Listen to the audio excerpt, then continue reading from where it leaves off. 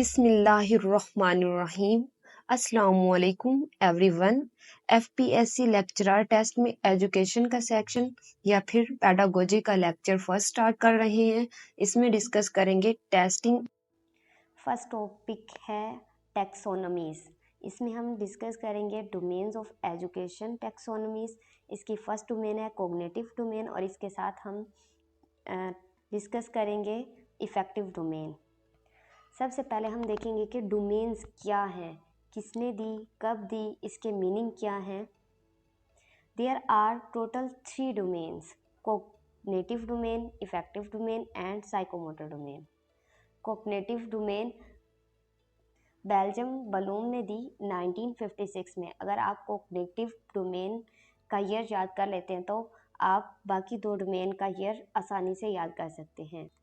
क्योंकि हम cognitive domain के ईयर में 8 ईयर प्लस कर दें तो हमें नेक्स्ट 2 डोमेन्स के ईयर मिल जाते हैं।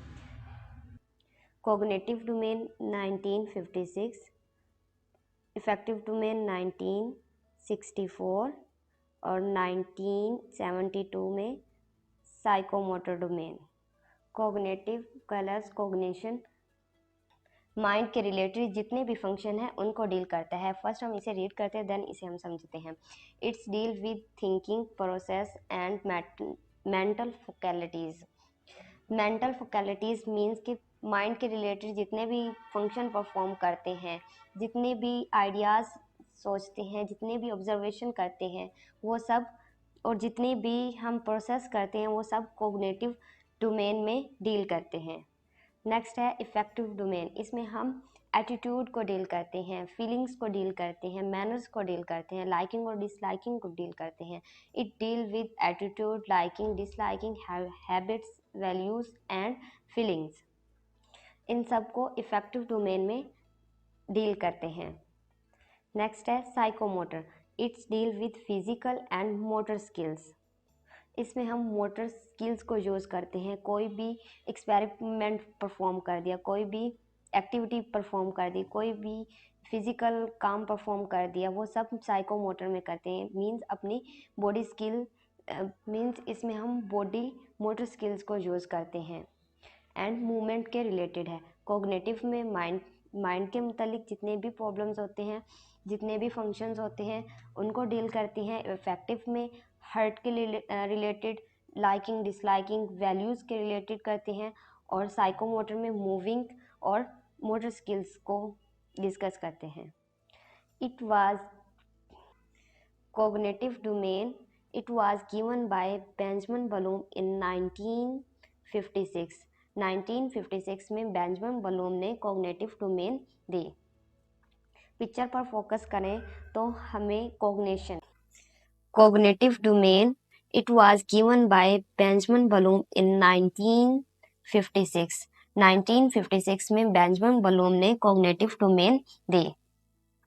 पिक्चर पर फोकस करें तो हमें कॉग्निशन, ये किसके रिलेटेड है डोमेन? कॉग्निशन के रिलेटेड, माइंड के रिलेटेड, हेड के related, thinking and mental skill के रिलेटेड। ये इसके कीवर्ड हैं। इन्हें याद करने से आपको इनको रिमेंबर करने में बहुत आसानी होगी। नेक्स्ट, इसके 6 सब ग्रुप्स हैं। इन्हें लेवल्स भी कहते हैं। फर्स्ट लेवल है knowledge, second comprehensive, third application, fourth analysis, six synthesis and fifth synthesis and six evaluation. अक्सर क्वेश्चन ये पूछा जाता है कि कॉग्निटिव डोमेन का फर्स्ट लेवल कौन सा है और लास्ट लेवल कौन सा है, और इसी तरह इस लास्ट 3 को हम बोलते हैं lower order thinking skill, means loads भी कहते हैं, और अपर 3 को फोर्स बोलते हैं, means higher order thinking skills. One by one हम इन्हें डिस्कस करते हैं। फर्स्ट है knowledge. Knowledge is defined as remembering of previous learn material. Knowledge में हम पीछे जो लर्न किया होता है, याद किया होता है, उसे रिमेम्बर करते हैं। ये सबसे लोएस्ट लेवल ऑफ लर्निंग है। इसमें टीचर अक्सर कोई डेफिनेशन पूछ लेता है, कोई वर्ड जो याद किया होता है वो पूछ लेता है। For example state of law of conversation of maths. इसमें ओनली डेफिनेशन पूछी हुई, कोई प्रूफ नहीं पूछा हुआ, इसलिए ये स्टेट एग्जाम्पल है नॉलेज की। नेक्स्ट लेवल है कंप्रीहेंसिव का, is defined as ability to grasp the meaning of materials. ये लेवल नॉलेज से थोड़ा सा कॉम्प्लिकेटिव हो गया, उसमें हमने बस रिमेंबर करवाना था, इसमें हमने चीज़ों को अंडरस्टैंड करना है। It requires understanding of the material.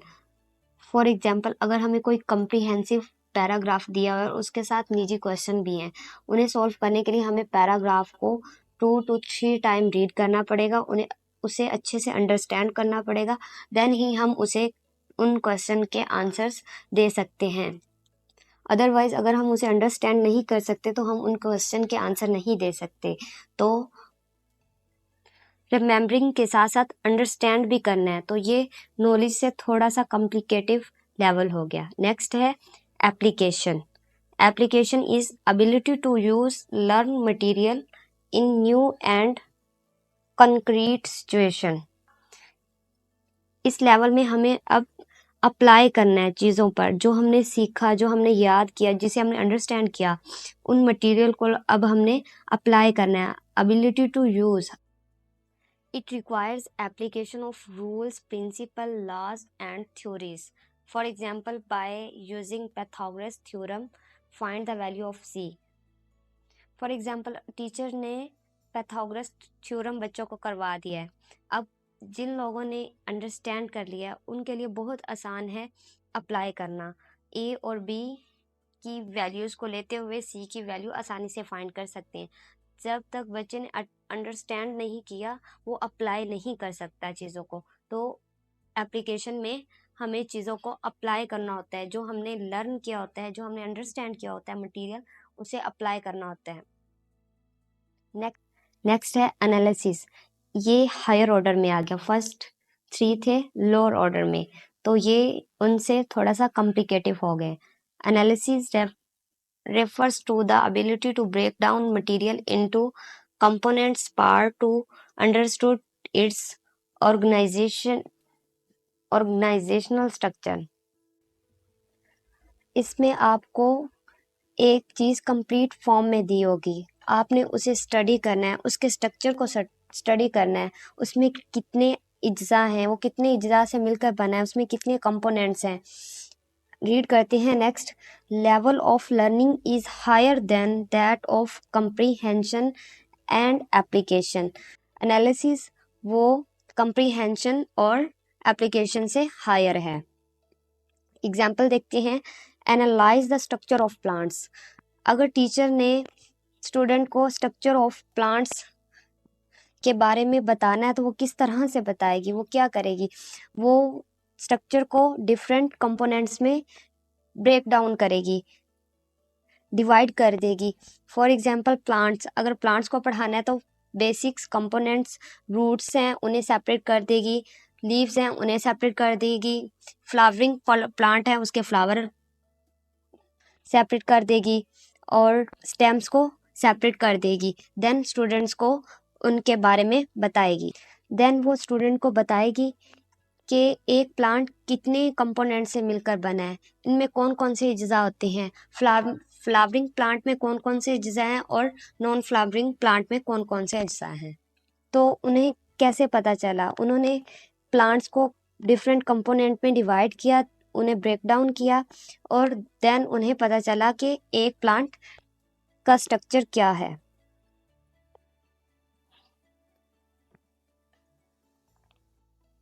Analysis हम कैसे करते हैं, हम उसे डिफरेंट वेव से देखने के लिए उसे डिफरेंट पार्ट में डिवाइड कर देते हैं।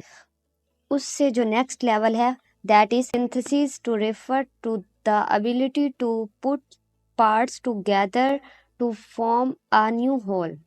इसमें हमने डिफरेंट पार्ट को, डिफरेंट कंपोनेंट्स को इकट्ठा करके एक नई शक्ल देनी है। It may lead to the formation of a new pattern or structure. For example, creative writing. Teacher ने बच्चों को राइटिंग के बारे में बताया, उसके कंपोनेंट्स के बारे में बताया, उसके जितने भी एस्पेक्ट्स हैं, और अब इससे स्टूडेंट कुछ न्यू क्रिएट करे। फॉर एग्जाम्पल लेटर्स देख लें। टीचर बताती है स्टूडेंट को उसका upper body, middle body, lower body के बारे में इंस्ट्रक्शन देती है। अब स्टूडेंट से कहते हैं कि एक न्यू लेटर राइट करे किसी टॉपिक पर, तो इसमें स्टूडेंट की क्रिएटिव एबिलिटी चेक की जाती है। नेक्स्ट लेवल है is concerned with the ability to judge the value worth of material like novels, reports or poem etc. evaluation में है जजमेंट। इसमें अगर आप कोई नोवेल पढ़ते हैं या फिर पोइम, इसमें अब आपने जज करना है इसमें कौन से गुड पॉइंट्स थे, कौन से बैड पॉइंट्स थे, इसकी वर्डिंग क्या थी, ये सब evaluation में डील करते हैं। It is the highest level of learning outcome in cognitive hierarchy. Cognitive domain, cognitive hierarchy में सबसे जो बड़ा लेवल है, हाईएस्ट लेवल है, वो evaluation का है। It requires critical thinking. इसमें हम एक क्रिटिकल वे से थिंकिंग को देख रहे होते हैं। इसमें हम क्रिटिकल वे से थिंकिंग करते हैं। Example, who did participant find to about the program. आप किसी प्रोग्राम में इनरोल हुए, आप किसी सेशन में इनरोल हुए, आपको लास्ट जब एंड होता प्रोग्राम तो आपको एक एवेलुएशन परफॉर्मा दिया जाता। आपने जजमेंट पास कर देनी होती है। मिसाल के तौर पर आप कोई ड्रामा देखते हैं, आप उस पर उसके वीकनेस बताते हैं, उसकी कैरेक्टर लाइन अच्छी है बुरी है ये बताते हैं, उसके कैरेक्टर की एक्टिंग क्या थी, आप जजमेंट पास करते हैं। तो एवेलुएशन में जजमेंट को डील करते हैं। नेक्स्ट है रिवाइज्ड ब्लूम टैक्सोनॉमी। रिवाइज किया ब्लूम के स्टूडेंट लोरियन एडरसन ने 2001 में। इसमें 2 मेजर चेंजिंग थी। पहली मेजर चेंजिंग नाउन को वर्ब में चेंज किया गया। ब्लूम टैक्सोनॉमी 1956 में दी गई और रिवाइज 2001 में किया गया। आप देख रहे हैं कि आपको रिवाइज टैक्सोनॉमी में आईएनजी की फॉर्म नजर आ रही होगी। Remembering, understanding, applying, analysing, evaluating, creating. काम दोनों का सेम है। पहली ओल्ड जो थी ब्लूम टैक्सोनॉमी वो नाउन के साथ कर रही थी डील, और जो रिवाइज्ड है वो वर्ब के साथ डील कर रही है। नेक्स्ट जो मेजर चेंजिंग थी, रिप्लेस कर दिया लास्ट 2 लेवल्स को, एवेलुएशन को 5th नंबर पे आ गई रिवाइज्ड में, जबकि ओल्ड में 6 पर थी। और इसी तरह सिंथेसिस जो 5 पे थी ओल्ड में, न्यू पे 6 पर आ गई क्रिएटिंग। नेक्स्ट हम बात करते हैं इफेक्टिव डोमेन। ये कार्थोल ने 1964 में दी। सबसे पहला लेवल, अगर आपको कॉग्निटिव डोमेन का ईयर याद है 1956, उसमें अगर आप 8 ईयर ऐड करते हैं तो आपको इफेक्टिव डोमेन का ईयर 1964 इजीली रिमेंबर कर सकते हैं। ये ट्रिक आप याद कर लें रिमेंबर करने के लिए। It deal hurt manners, attitude and feeling. इसके 5 सब ग्रुप्स हैं, 5 इसके लेवल्स हैं। लास्ट से हम स्टार्ट लेते हैं। फर्स्ट है अटेंडिंग एंड रिसीविंग, सेकंड है रिस्पॉन्डिंग, थर्ड है वैल्यूइंग, फोर्थ है ऑर्गेनाइजिंग, 5 है कैरेक्टराइजिंग। नेक्स्ट हम 1 बाय 1 इन्हें डिस्कस करते हैं। अटेंडिंग, इसे रिसीविंग भी कहा जाता है। It deal with us willingness to receive the information। जो word willingness to receive the information है, ये डील करता है हमारे सेंसेस के साथ। हम इंफॉर्मेशन कैसे हासिल करते हैं? अपनी सेंसेस को यूज करते हैं। कुछ चीजें हम लिसन करते हैं, कुछ ऑब्जर्व करते हैं, कुछ टच करते हैं, अपने सेंस ऑफ ऑर्गन्स को यूज करते हुए।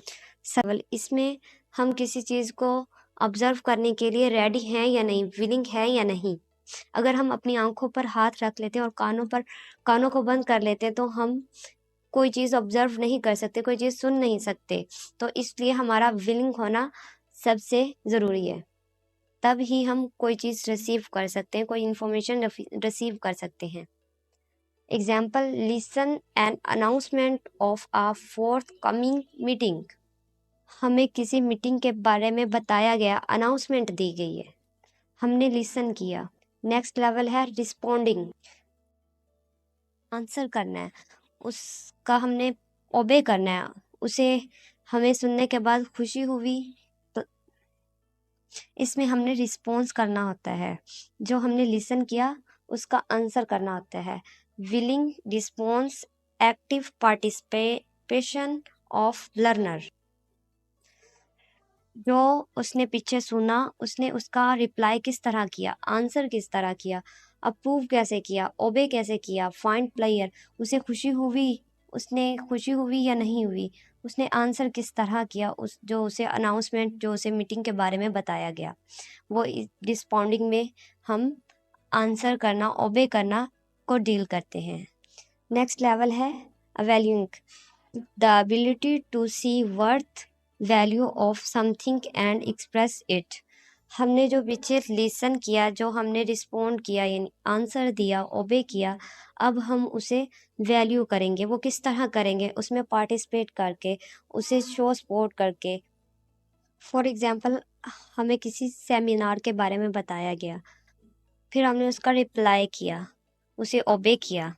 अब हम उसे वैल्यू तब करेंगे जब हम उसमें पार्टिसिपेट करेंगे, उसमें जाने के लिए तैयारी करेंगे, तो हम उसे वैल्यू कर रहे होंगे। अदरवाइज हम उसे वैल्यू नहीं करेंगे, हम घर बैठ के टीवी देखेंगे। ऑर्गेनाइजेशन में हम डील करते हैं अपनी तरजीहात को, prioritising a value over another and create unique value system.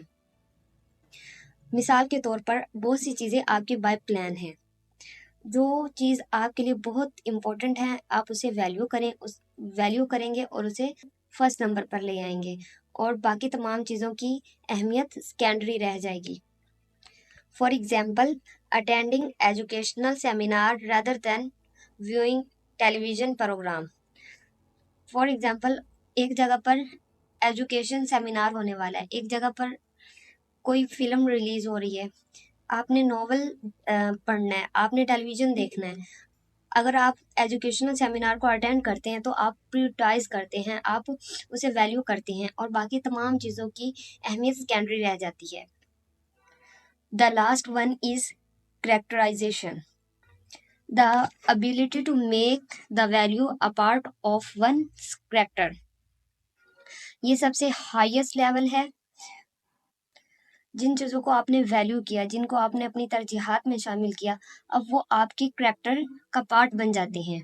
वो आपकी पर्सनैलिटी से, आपकी गुफ्तगू से उनकी रिफ्लेक्शन होती है। For example, believes, practices continues to carry, यानी जिन चीज़ों की आप प्रैक्टिसेस करते हैं, out become part of one's code of behaviour.